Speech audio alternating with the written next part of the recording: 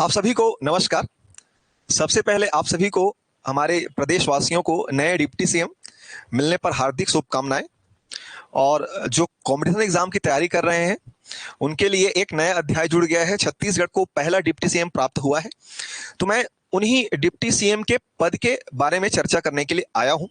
आखिर ये पद क्या है, इसकी शक्तियां क्या है, कौन सी चीजों का इनको शपथ लेना पड़ता है, इन सभी मुद्दों पर जो हमें एक एज ए स्टूडेंट जानना है और एक नागरिक के हैसियत से हमें जानना चाहिए। तो इसके लिए मैं आपके सामने प्रस्तुत हुआ हूं और इसी के संदर्भ में यह वीडियो जो है आपके समक्ष प्रस्तुत कर रहा हूं। सबसे पहले आप याद रखिएगा, छत्तीसगढ़ के इन 23 सालों के इतिहास में हमें पहला डिप्यूटी चीफ मिनिस्टर, उप मुख्यमंत्री के रूप में माननीय टीएस बाबा, जो कि सरगुजा क्षेत्र से बिलोंग करते हैं, सरगुजा महाराज के नाम से जानते हैं, उनको यह पदभार सौंपा गया है। तो सबसे पहले मैं उनको इनके लिए हार्दिक शुभकामनाएं देना चाहता हूं।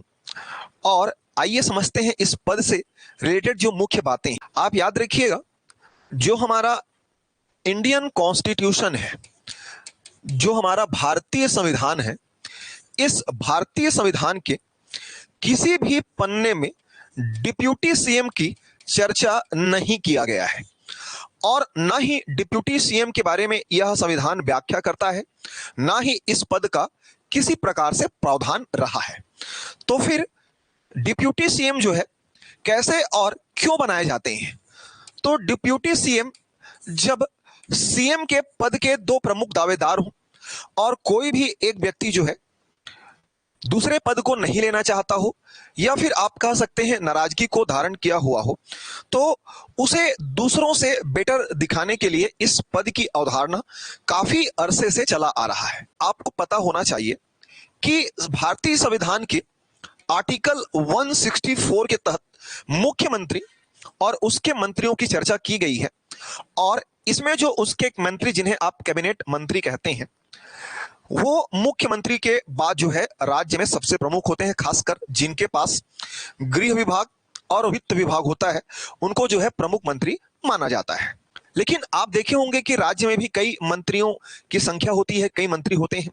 तो उनमें से किसी एक को जो है बेटर दिखाने के लिए, मतलब आप कह सकते हैं कि सामानों में पहला की अवधारणा के थ्रू जो है ये डिप्टी सीएम को लाया जाता है।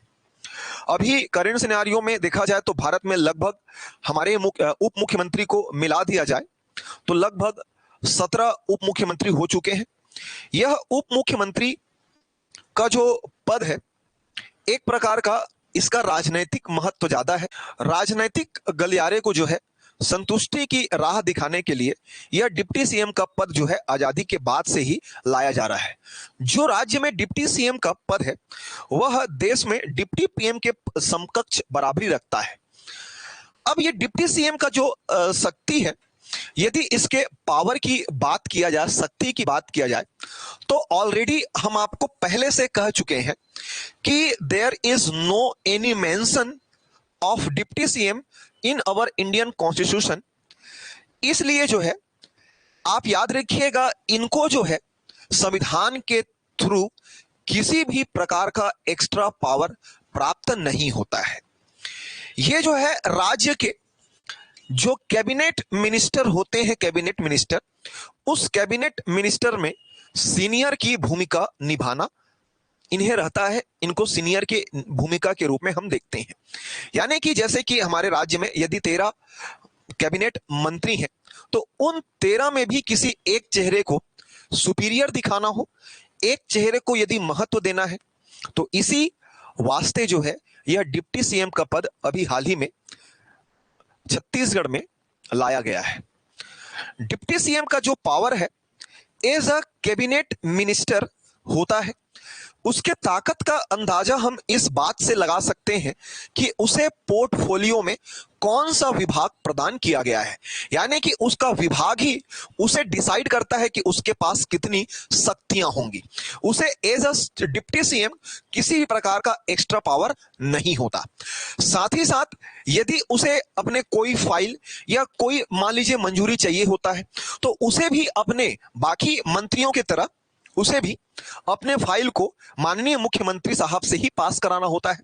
यदि मान लीजिए सीएम साहब राज्य में अगुवाई नहीं कर रहे होते हैं, कहीं बाहर हैं, किसी अवस्था से कहीं बाहर गए हुए हैं, या कोई इमरजेंसी से वो अपने कार्य पे नहीं है, उस स्थिति में जो डिप्यूटी सीएम है उनके पास अगुवाई करने का अधिकार भी नहीं होता।